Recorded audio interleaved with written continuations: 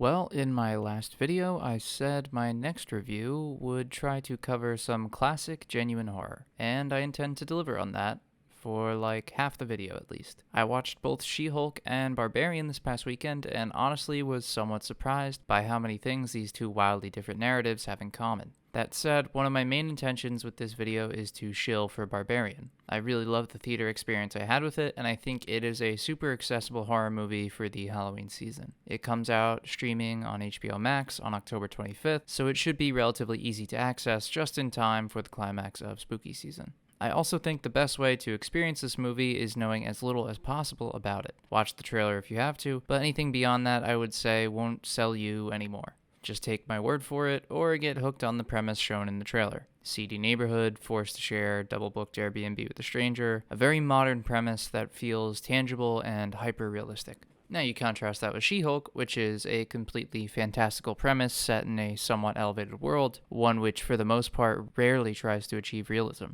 Despite these two insanely different veneers on both of the works, I think there is something at their core that merits discussion. This something is how they deal with audience expectation and anticipation. It is also what they do to either enforce or deny those feelings the audience has that can either bring them success or something else entirely.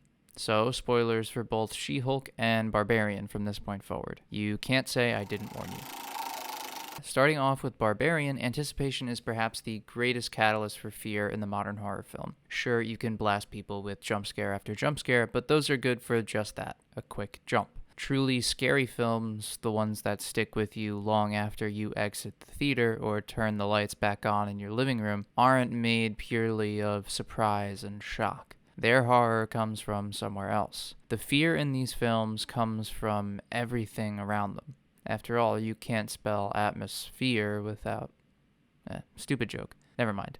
Truly scary movies are ones where you're afraid to look away, because you're stressed over what might happen in those moments where your eyes aren't glued to the darkest corners of the frame. Barbarian achieves that within its opening moments. We start with Tess as she arrives at her Airbnb. It's the middle of the night, and it's an unfamiliar area. There's nothing around save for asphalt being bombarded with raindrops as far as she can see, which admittedly is not very far. Sometimes it's the most familiar environments that can induce the most dread because we know exactly what sorts of things can happen to someone in this sort of situation. From there, the stress only manages to build as we're introduced to this perpetual question mark on our radar, Keith. Do we trust him? Is he the problem? Is there something worse lurking outside the walls of this rental property? And for the longest time, information is just drip-fed to us. Every detail makes us more uneasy than the last, more unsure of the exact danger that Tess is in. We know this danger is coming, but we've got absolutely no idea where it's going to leap out at her from.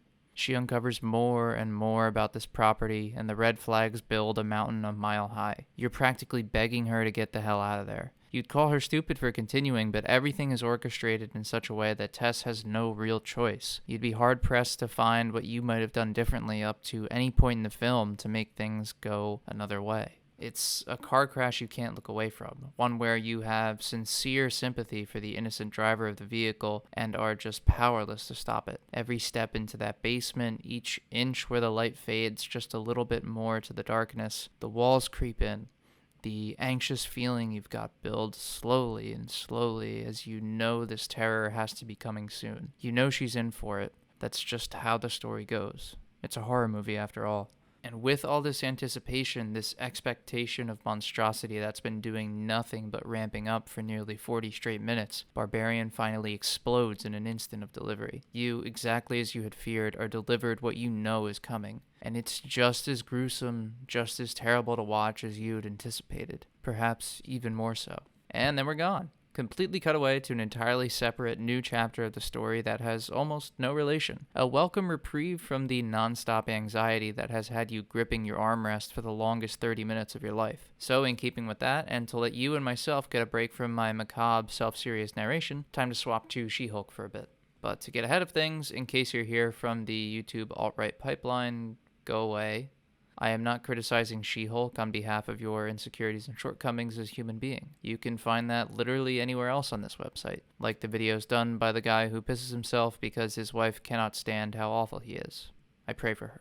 Anyway, She-Hulk is also a narrative that wants to utilize audience expectations to enhance its effectiveness. How this primarily plays out is in its brand of humor, which is partially unique within the Marvel Universe, but it also shows clear signs of doing this with its narrative progression, much like Barbarian. She-Hulk presents as a legal comedy that sort of just operates week to week, much like a traditional single-camera sitcom of the 90s. Yes, there's continuity to it and an overarching sense of consequences from week to week, but plots are relatively self-contained and more in the vein of a Monster of the Week style. Something you'd find on network television, not something that Kevin Feige has decided would have done mediocre at the box office, so Marvel is just going to butcher it into a 6-episode series to keep feeding the content beast. As you adjust to this anticipation of sitcom and She-Hulk finds its footing in this flavor of television, it slowly ramps its quality up. Episodes feel more comfortable, less forced, and the natural charisma and likability of most characters, particularly Jen, begins to shine through more and more each week. Despite the best efforts of the post-production team that is holding VFX artists hostage in a studio basement, and the Marvel in-house color grader who has been dead at their post since Guardians of the Galaxy 2, the show has real charm, not only for putting relatable characters into absurdist situations that feel like they fit into the more mundane realm of the MCU, but for letting the human side of these characters come through during those situations. Jen has to open up to a counseling group. She deals with real issues such as wedding narcissism, which only get highlighted by her insane superpowers.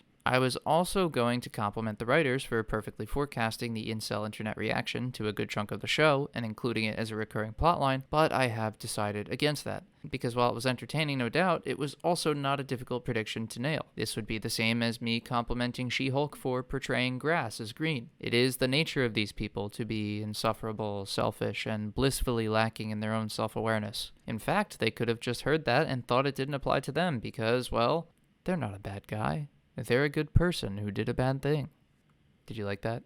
Did you like my transition back to Barbarian? Are you getting where I'm going now? Despite functioning more as a B story and window dressing to the main events of the film, Barbarian's handling of the nice guy, of the modern incel and male behavior pattern was far more interesting to me than anything that was presented in She-Hulk. The time we spend with AJ is entirely bittersweet in a very unique way. I think for a large majority of his screen time, it was the most conflicted I ever really felt about a character. I found him to be welcome hilarity in his introduction. Then he became a giant red flag. I was half hoping he'd wind up in that basement and never find a way out. But he continued to be a blissfully unaware buffoon in an almost endearing way. Even after his admission of guilt that we see, the moment where your thoughts on him are sealed as being a problem who can substitute as a temporary solution, he still manages to have his moments. How am I supposed to root for someone this shitty? How do I root against someone who could be Tess's one hope for freedom? It's a fantastically entertaining situation that adds another element to the uneasiness and anxiety of the Airbnb once we return to it.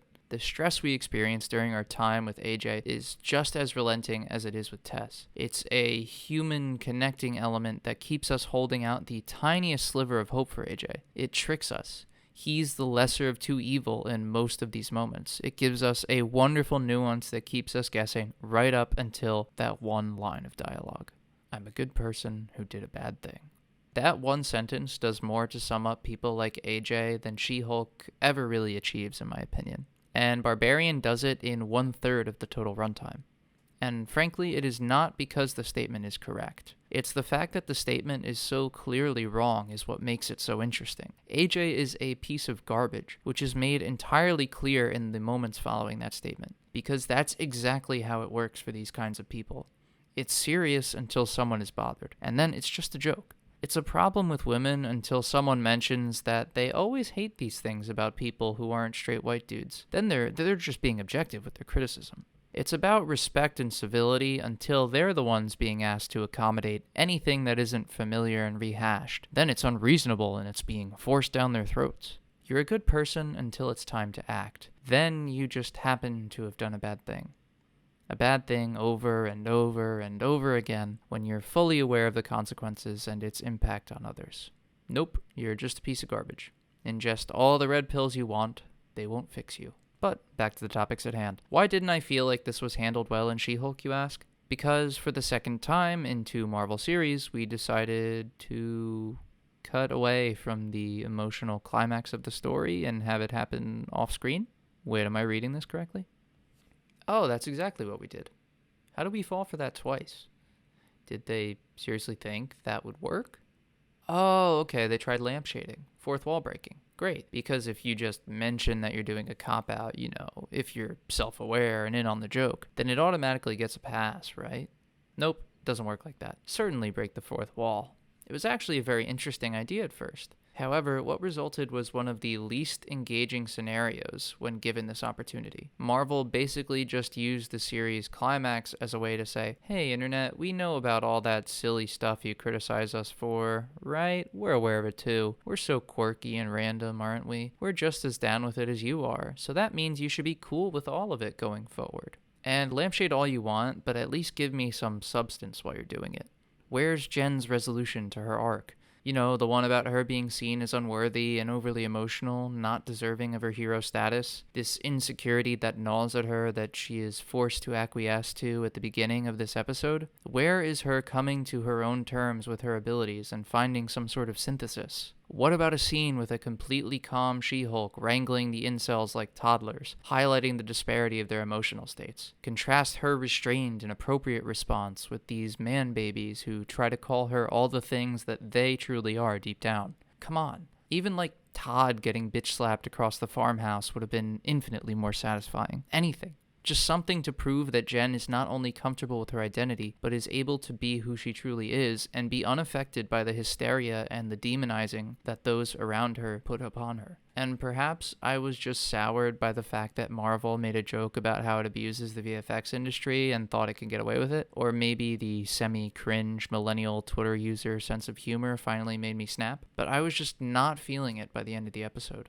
I wanted to see some incel ass get kicked. I wanted to see some radical feminism. The ending for this feels like it got peer-reviewed in a boardroom by the most milquetoast people possible. There was no big moment for me. Nothing that made me feel with Jen as she achieved her goals and found a solution that was unique to her. It just felt like something that sort of happened. Contrast that with the release, the satisfaction of Barbarian, and it is night and day. Quite literally. One takes place at day and the other at night, but one feels infinitely more well executed and deserved than the other. So yes, I could talk about how incredible the technical aspects of Barbarian are, how shot framing and camera movement combine in spectacularly creative ways to give you a sense of space you wish you never knew about in a horror film, how lighting is used brilliantly, showing you just enough to feel the dread swelling up inside you, but not revealing enough of the picture for you to gain any sort of true understanding of the hell these characters have wandered into.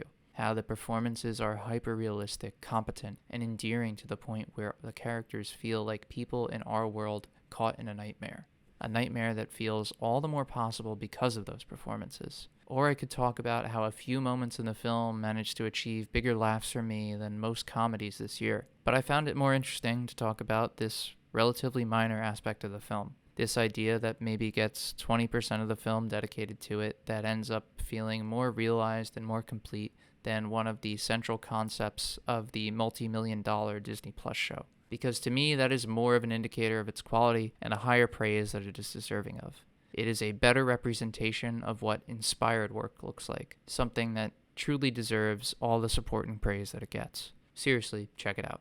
I give Barbarian a 4.5 out of 5. Definitely see it as soon as you can and with as little information as possible. I didn't truly spoil anything too severe in this review, apart from one line of dialogue, really. So if you didn't listen to me, you're still mostly good. Most of what I discussed here probably falls under the idea of the film's theme. And in terms of She-Hulk, I feel not much. I'd give a solid 2.5 out of 5. It has its moments and it has its other moments. It's okay, and that's okay. If we're allowed to have an unrelenting tsunami of mediocre military movies made for middle-aged dads, we can have average superhero sitcoms without issues. Check it out if it seems interesting. Jen and Pug specifically are a lot of fun to me and make the weaker aspects much more bearable, so credit to those performances specifically. Until next time, where I will be fighting breathlessly against the clock for a chance to make one last Halloween video before the month is up. Will I get it done? Maybe. The only thing scarier than Barbarian is commitment to a deadline. So until next time.